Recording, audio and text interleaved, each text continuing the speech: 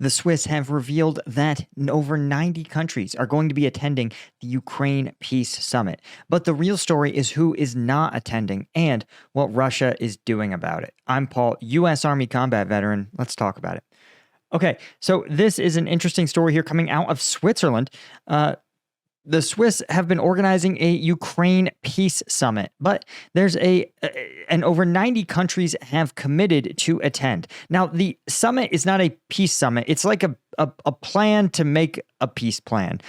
Literally, they're going to chart the path toward a possible peace after nearly 30 months of war.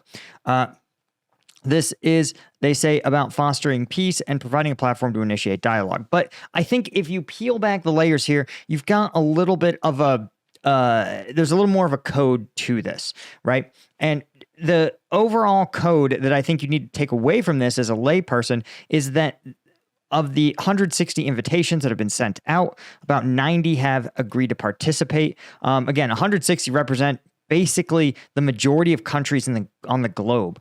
So 90 represents about 50% of the countries in the globe overall, right?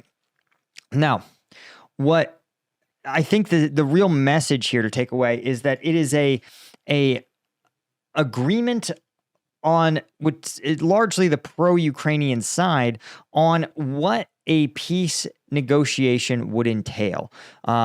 And this is meant probably to create a public document that says, listen, everybody with an interest in Ukraine, we're all going to present a unified front to Russia. Because as Russia has stated, and Russia's not wrong about this, that the West and Ukraine are interlinked in terms of their ability to end the war, right? Ukraine probably wouldn't end the war unilaterally with the United States, and the U.S. definitely cannot end the war unilaterally, just like its EU partners can't negotiate directly with Russia to end the war in Ukraine and cut out Ukraine. And so you have all of these sort of other countries that have some level of stake in the Ukraine conflict. And so they want to present this unified front that says, listen, this is not the terms of the deal, but this is what the discussions would have to involve. And this is something that is this unified front concept is very, very common in any kind of negotiated settlement with a lot of different parties who have kind of the broadly similar umbrella interest. They have a tremendous incentive to gather all of their interests and negotiate as a single block. This is how, for example, trade unions negotiate. They say, listen, instead of negotiating with each worker who might get a different deal, a different salary, a different starting pay, they say everybody's going to negotiate together for a single benefits package. Similarly, you have countries that, or even if you're negotiating, let's say a company wants to buy all the houses in your neighborhood to build a highway through it. Well, each one of those houses could negotiate a deal, but the best deal is going to be if the whole neighborhood bands together and says no individual house can make a deal. We can only make a deal collectively. Because again, once you parse off individual players, you can buy them off much cheaper than if the whole block were to agree to something.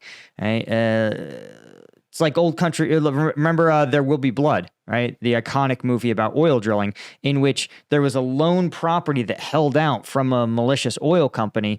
And initially that property thought, oh, if I'm going to hold out long enough, I'll get the best money. But each surrounding property was purchased. And then the oil company drilled into and underneath that holdout's property, making their property worthless, draining the oil out from under it. That's very common in a lot of different situations. And so to avoid that, Ukraine and many other countries have an incentive to say, no, we all have to come up with the same terms for what a victory looks like.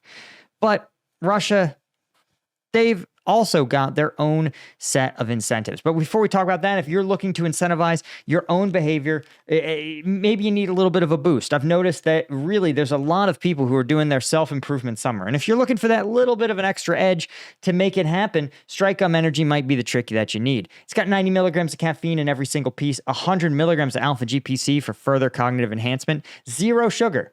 So you can just pop it in, chew it, get that refreshing mint flavor, and get the surge of energy you need to hit the gym, perform better at work, or just stay focused throughout the day. It's the zero sugar energy drink alternative. It's for sale on strikegum.com or on Amazon. You can just search for Strike Gum. And the 5-pack, we just rolled it out, and it's perfect. You can throw it in your gym bag, throw a pack in your glove box, throw a pack in your office at home and your office at work, and still have a pack to replenish. So it's the perfect way to get it without having to, spend all the money to ship a single pack of gum. And if you're not sure if you're going to chew enough to make it worth it to get the tray, the 5-pack is the perfect way to do it. And thanks to everybody that's left us the 5-star reviews on Amazon. Those make a huge difference, right? It tells consumers on Amazon particularly that, hey, you may see a lot of caffeinated gums, but Strike Gum is the real deal. It's made in the USA. We use only high-quality ingredients like natural caffeine instead of the weird lab-grown stuff. It's not the dehydrated, made overseas, packaged and shipped across the globe. No, it's made in Denver by Liquid Core. A small manufacturer that has been really a great partner in this. But because we use such high quality ingredients, actually, believe it or not, we don't make any money on the individual packs. But that's because I'm like, if you try it, then you'll order the 5-pack or the trays because it's great. So those of you that have done left us those reviews, it's made a huge difference. So thank you guys so much.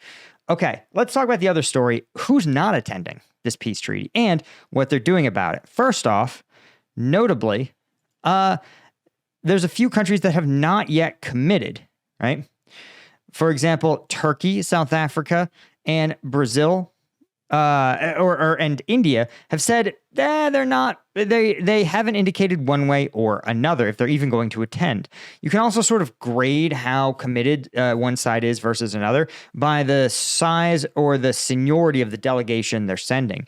The U.S., for example, sending their national security advisor and vice president. That's seen as a pretty high commitment. There's rumors that Macron himself is going to attend on the French side. So the more invested countries are, the higher their delegation. And so the fact that they haven't even committed a delegation yet means that they're either not sure, and if they do, it'll be a small delegation. But what I thought was more interesting is Brazil and China have said they are not going to take part unless Russia and Ukraine were at the table. Well, Ukraine is at the table, and notably, we know that China has been one of Russia's largest international supporters.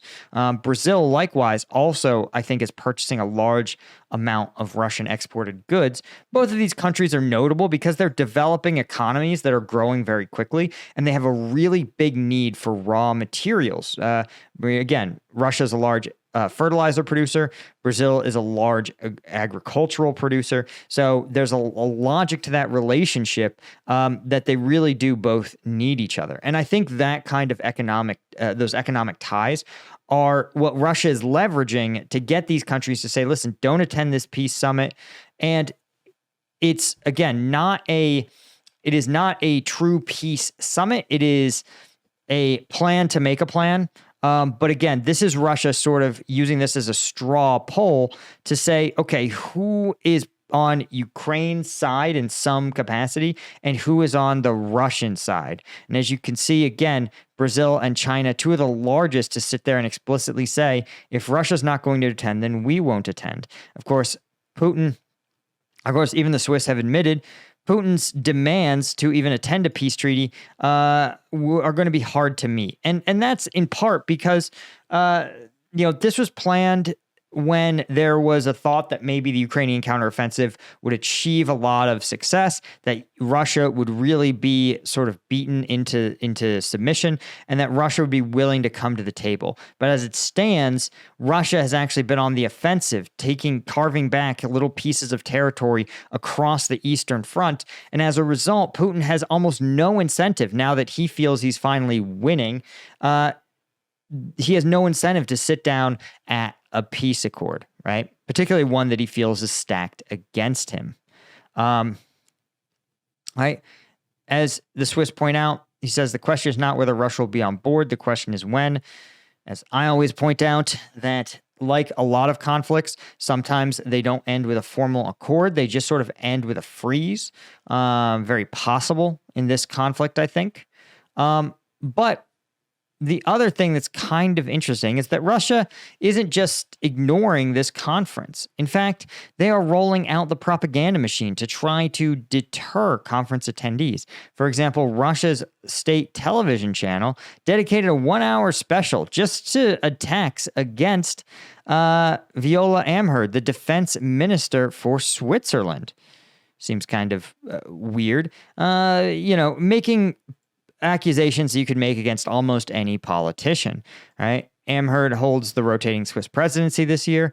And the presenter, notably, is Maria Butina, whose name sounds familiar because she is now a Russian politician, but was a Russian spy convicted in the United States for espionage, which is, usually spies just get hit with something a little lower, like failing to register as a foreign agent is a pretty classic one. So for Maria Butina to get busted for actually spying is a sign of it should tell you just who this kind of person is, right? She infiltrated the NRA, the Republican Party, as well as meeting Obama administration officials like the Defense Undersecretary for International Affairs at the Treasury Undersecretary for International Affairs, and even meeting a Federal Reserve chairman. So she's, that should tell you what she is at least willing to do and say. And as the host of this channel, right, she said Amherd is a, quote, egoist and lover of luxury. Well, dude, if you've ever been to Switzerland, to a Russian, they all look like they're lovers of luxury because they're a functioning economy, right? And she said, quote, she cultivates her own agenda in order to pursue her career. Guys, I've got this is the dumbest allegation yet, because this is what every politician does. Like, if democracies are functioning well, politicians advance their own careers by performing their duties of their office well. That's like the ideal. Trust me, I'm a U.S. citizen. All right, I see how many of our elected representatives get locked up and sent to jail, or locked up and then beating their corruption charges on a technicality. But when it's supposed to function, you're describing like how democracy functions at its core, which will never not be funny to me when Russia's like, I've busted these elected politicians. They're only doing their job so that voters elect them to another higher office. It's like, yeah, you caught us. But right, they're saying, oh, it's corrupt that she found herself in her position by chance and not skill. The program also described the conference as, quote, a Satanist's ball, which is pretty bold. And again, to me, is a nice little tell of another piece of Russian propaganda that's a little bit nonsense. You know that they love to accuse their enemies of being Satanists or Nazis or pick your grab bag of weirdos. So you can safely dismiss that. But if you hear other people accuse politicians of being secret cabal of Satanists, you should also be like, you know who else loves to trope that out is known and verified liars. Doesn't mean a liar is wrong all the time, but if a claim is both preposterous and repeated by a known liar, you should dismiss it until compelling evidence makes you feel otherwise. That's all I'm going to say. Anyway, guys, that's all I had. Oh, no, it's not all I had. There's one more important point, is that the world power is economic, especially in a war of attrition. And I want to point out that, yes, only a couple of attendees are kind of on the iffy, but if you look at the largest economies in the world, you have the United States with a GDP, largest GDP just overall, and denominated in trillions of US dollars. You can see the US, $30 trillion. China, pumping out $18 trillion. Germany is the next largest economy with just a fraction of that. So you could see that in terms of like economic strength of attendees, yeah, you've got, of the top 10, you're going to have 1, 2, 3, 4, 5, 6, 7 would be my guess. 7 of the top 10. That's pretty good. But Russia has China co-opting it with $18 trillion of economic power. That's a lot. And India, who is committed not to attend, who's also a large buyer of Russian raw materials, also potentially no showing. And Brazil, right? Another top 10 economy. So when you see these kind of numbers, you should understand that Russia still has deep economic ties to a lot of large players in the global economy. And that is a problem for these other countries, smaller countries who need to do business with everybody.